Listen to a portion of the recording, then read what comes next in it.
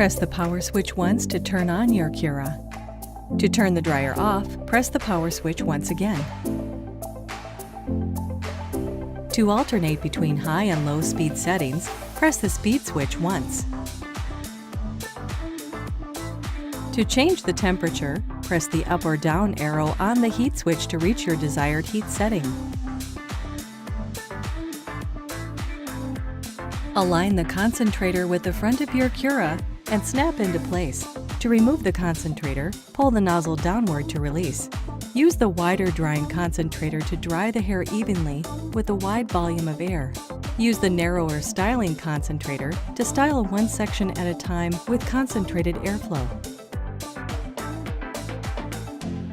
To activate the Cool Shot, press and release the Lock-in Cool Shot button once.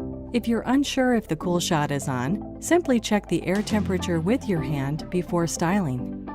To deactivate the Cool Shot, press the button again. Twist the Pure Strain cap counterclockwise to release it.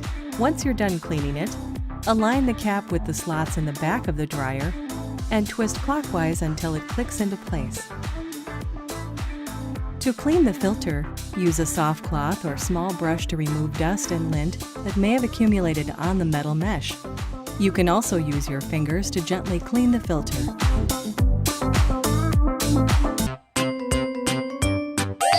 Dyson Supersonic hairdryer is engineered so that you can adjust the heat and airflow for different hair types to protect against extreme heat damage. For thin, fine hair, or short hair, use low air and low heat.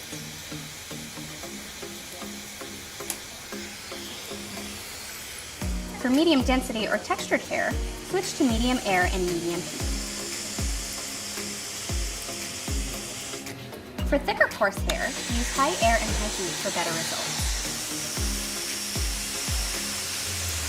For very damaged or colored hair, use low heat and adjust the airflow based on the density of the hair.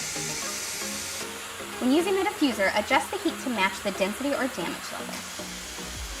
For highly textured hair or hair you're trying to manipulate, use high heat and adjust the airflow based on the hair's density.